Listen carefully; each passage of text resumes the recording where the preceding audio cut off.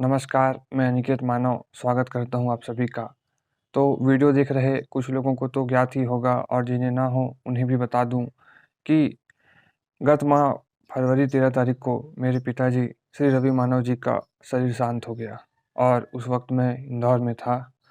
तो यह वीडियो आज 31 मार्च 2022 को मैं बना रहा हूँ, जो कि उनके जन्म दिवस पर भी है।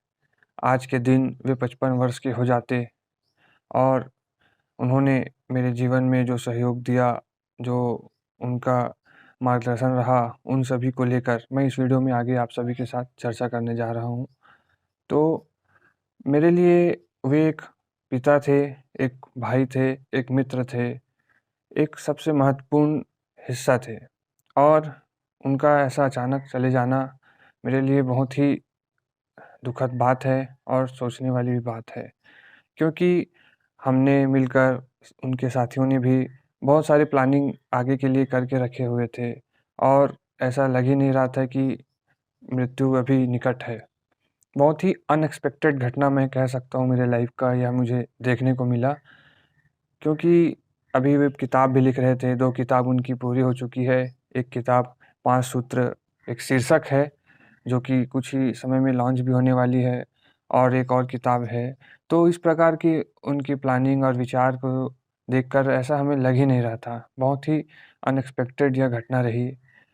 एक पिता के रूप में मैं कहूँ तो उन्होंने मुझको जो दिया, जहाँ तक मुझे पहुँचाया, जैसा उनका मार्गदर्शन रहा, जो जैसा उनका सहयोग रहा, उसके लिए मैं जीवन पर्यंत तक उनके लिए कृतज्ञ रहूँगा। आज उन्होंने जिस स्थान पर, जिस विचार तक मुझे पहुँचाया है, उसके लिए मैं हमेशा कृतज्ञ रहूँगा। उसी के बल पर मैं आज इतनी मजबूती के साथ खड़ा हूँ और मैं पहले ही कहा कि एक पिता ही नहीं, भाई और मित्र इस तरह का संबंध रहा। और मैं बात करूँ तो मैंने उनके साथ जितना भी वक़्त बिताया, भरपूर मज़े के साथ और आनंद के साथ मैंने उनके साथ वो समय बिताया और जीवन जिया। जो भी उनके करीबी रहे हैं, जो भी उनके मित्रगण हैं, वे भी इस बात को ज़रूर महसूस करेंगे कि उन्होंने अपना जीवन 55 वर्ष तक पूरे मज़े के साथ जिया।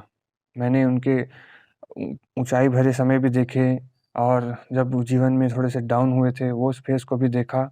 लेकिन उन्होंने अपना पूरा समय मज़े के साथ जिया और यह मेरे लिए एक इंस्पिरेशन की तरह रहा कि हमेशा अपने उत्साह को बनाए रखना और जीवन में नित्य उत्सव के साथ जीना, यह मैंने उनके साथ देखा और हर पल, हर क्षण मज़े के साथ उन्होंने जिया और इसी के बलबूते आज मुझे ऐसा लगता है कि मरते वक़्त भी उन्होंने बहुत ही सम्मानजनक और बहुत ही सुंदर मृत्यु प्राप्त की।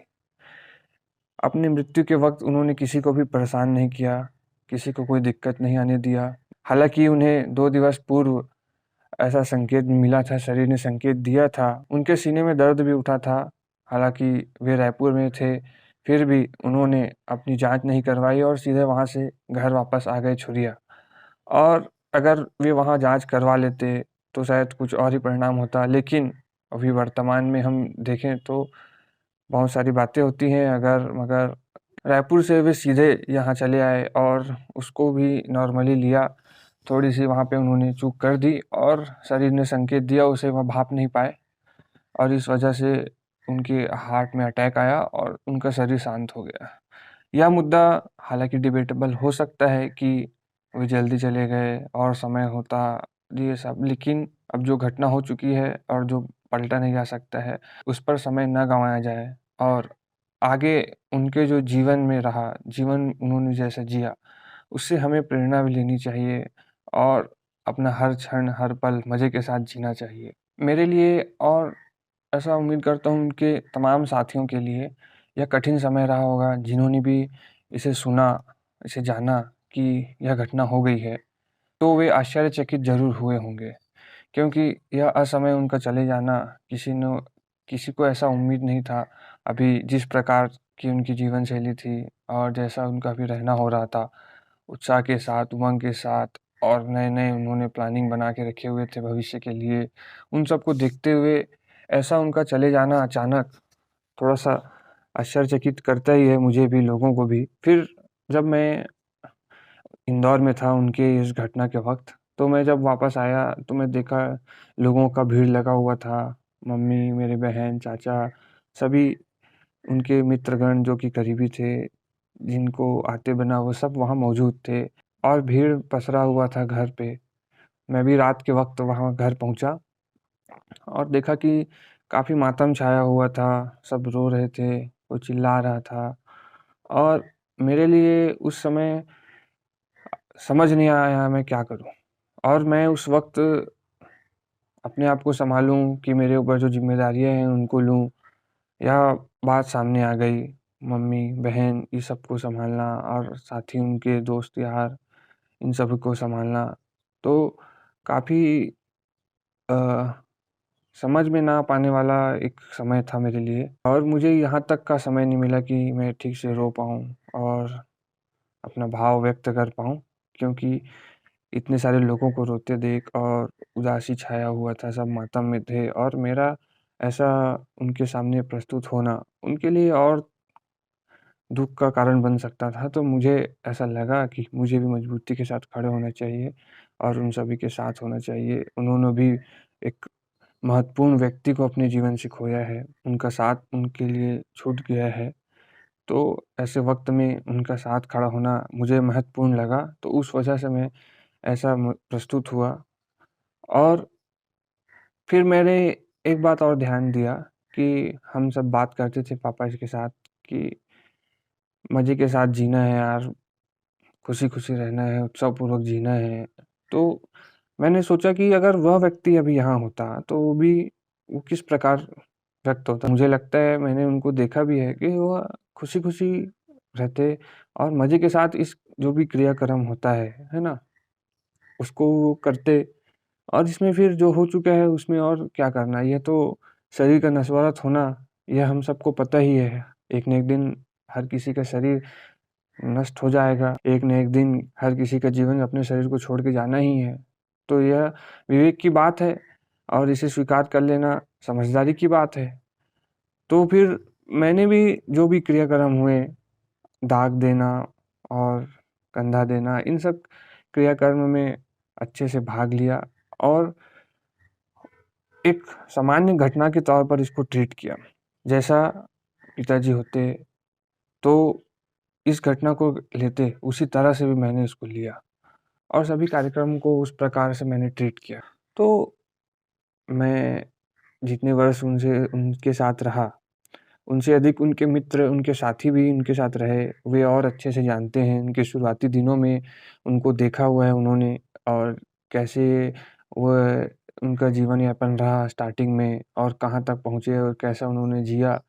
तो मुझे ये समझ आता है कि उन्होंने बहुत ही मज़े के साथ अपना जीवन जिया, स्थिति कैसी भी हो, उसको एन्जॉय किया।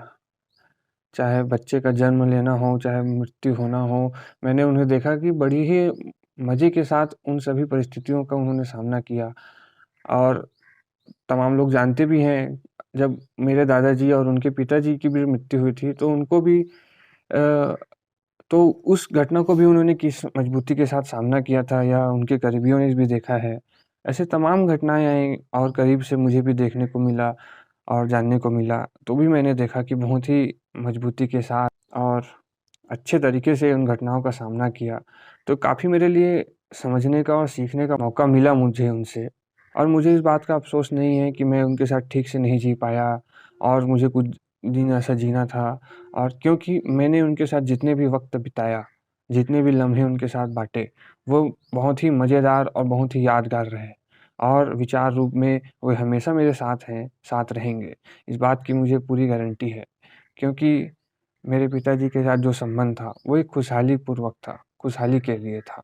तो उनको याद करके और उनको स्मरण करके मुझे दुःख होने वाला है, ऐसा बिल्कुल नहीं है। तो वे हमेशा विचार रूप में मेरे साथ रहेंगे और उन्होंने, मैंने पहले भी कहा, जितना मेरे जीवन में किया, जिस विचार तक मुझे पहुँचाया और जिस विचार का प्रस्ताव उन्होंने मुझे दिया, उसके लिए मैं हमेशा कृतज्ञ रहूँगा। उनसे मुझे बहुत कुछ समझने को मिला, बहुत कुछ सीखने को मिला। उसके लिए मैं सदैव उनका आभारी रहूँगा और उन सभी समझ को जो सीख मिला है उसका प्रमाण भी प्रस्तुत आगे ज़रूर करूँगा। और एक व्यक्ति के रूप में रवि मानव जी हमेशा हमारे साथ रहेंगे, उनका विचार हमारे साथ रहेगा और बहुत ही ज़बरदस्त और शानदार जीवन उन्होंने जिया। कोई भय नहीं रहा, किसी प्रकार का कोई तनाव में नहीं रहे, आखिरी क्षण तक स्वयं को और दूसरों को भी परेशान नहीं किया। मैंने बड़े ही करीब से उनको देखा, उनको जाना और हर परिस्थितियों में, चाहे परिस्थितियाँ विकट हो, चाहे परिस्थितियाँ उनके अनुरूप हो, उनका जो व्यवहार रहा, उनका जो उस परिस्थिति को सामने करने का जो तरीका रहा, वो प्रेरणादायी रहा। और उनके जीवन में एक जो ख़ास बात मुझे देखने को मिला कि उन्होंने कमाई के रूप में अनेक संबंध कमाए, अनेक मित्र कमाए, अनेक साथी कमाए, अनेक प्रकार के संबंध उन्होंने बनाए और उनकी कमाई जीवन भर की यही रही, जो कि आज भी उन्हें याद करते हैं। उन्होंने अपना पूरा जीवन इसी प्रकार नए लोगों से मिलने में, नए लोगों से जुड़ने में लगाया और कैसे अपना जो खुशहाली है उसको बाँटें, कैसे जो मुझे खुशी मिलती है उसको लोगों तक बाँटने का उन्होंने जो काम किया, उसे लोग बड़े ही अच्छे से जानते हैं।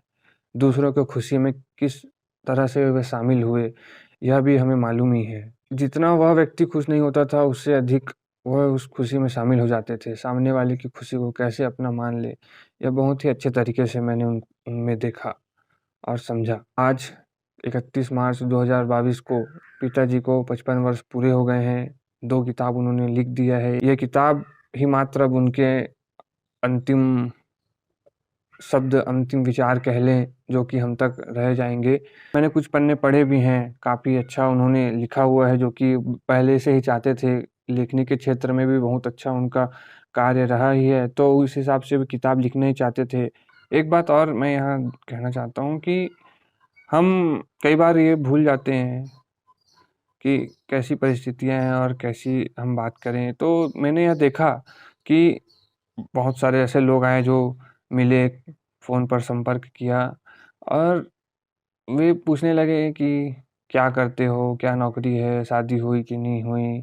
क्या काम करते हो? आगे का क्या प्लान है? और इस बीच में हम यह भूल जाते हैं कि व्यक्ति खुश है कि नहीं यह पूछ लें। बस छोटा-सा सवाल हम यह पूछ नहीं पाते, आर यू हैप्पी और नॉट? क्योंकि हम सभी ये सब कर ही रहे हैं। क्यों कर रहे हैं? खुशी होने के लिए कर रहे हैं, सुखी होने के लिए कर रहे हैं, है ना? लेकिन हम ये सब भूल जाते हैं और परिस्थिति कैसी भी हो और अपना सवाल दाग देते हैं। लेकिन वह व्यक्ति खुश है, सुखी है कि नहीं है, परेशानी में तो नहीं है, कोई समस्या में है, नहीं। यह पूछना छोड़ हम उस पर नौकरी और शादी और क्या पढ़ाई किया है, क्या काम करते हो, आगे का क्या है, ऐसे अनेक सवाल दाग देते हैं, जो कि उस परिस्थिति के हिसाब से होती भी नहीं है। तो मुझे लगता है कि ये भी एक मेरे लिए समझने का एक अवसर बना इस घटनाओं से, क्योंकि हम किराने की लिस्ट की तरह अपने सवाल दागते जाते हैं और व्यक्ति उसको सुनने और समझने के मूड में होता है कि नहीं होता है, यह भी नहीं देखना चाहते हैं। तो ये इस घटना से मुझे बहुत अच्छे से जानने को मिला, देखने को मिला। जो भी मैंने समय उनके साथ बिताया वो काफ़ी मज़ेदार रहा और उनके चले जाने से इस बात का मुझे कोई अफ़सोस नहीं हो रहा है। फिर से कहना चाहूँगा कि और समय होता तो और जी लेते और ये कर लेते हो, क्योंकि जो भी समय मैंने बिताया, जो भी उनके साथ पल बिताया, उसको बहुत ही मज़े के साथ बिताया और हमेशा हमारे साथ रहेंगे, मेरे साथ तो रहेंगे। इस बात की मुझे पूर्ण आश्वस्ति है। जो भी आपको उनसे सीखने को, समझने को मिला हुआ हो, उसे ज़रूर आप अन्य साथियों के साथ साझा करें, बताएँ, ताकि अन्य लोगों को भी इसका सहयोग मिल सके, जैसे आपको मिला है, मुझे मिला है। इतना ही कहना चाहूँगा आप सभी से कि अपना ख़्याल रखें, मस्त रहें, आनंदपूर्वक जिएँ और हर पल, हर क्षण का मज़ा लेते रहें। जो आपको सीखने को, समझने को मिला है, उसे बाँटते रहें, दूसरों की खुशियों में शामिल होते रहें और अपनी खुशियों को बाँटते रहें। धन्यवाद। बहुत जल्द मिलेंगे अगले वीडियो में। आप सभी का बहुत-बहुत धन्यवाद। जानता हूँ अब्बू आप ऊपर मुस्कुरा रहे, बेटा मेरा बेटा कह के सबको जता रहे। जानता हूँ अब्बू आप अभी मुस्कुरा रहे, फिक्र नहीं करना आपका बेटा अभी जिंदा है, नाम आपका रहेगा ये आपसे मेरा वादा है। जानता हूँ मुश्किलें भी अब तक हैं साकिन, मैं जानता कि तंग करे तुझे तेरा बातिन, इस डूबती हुई कश्ती को मिल जाएगा साहिल, यकीन रख सब हो जाएगा हासिल।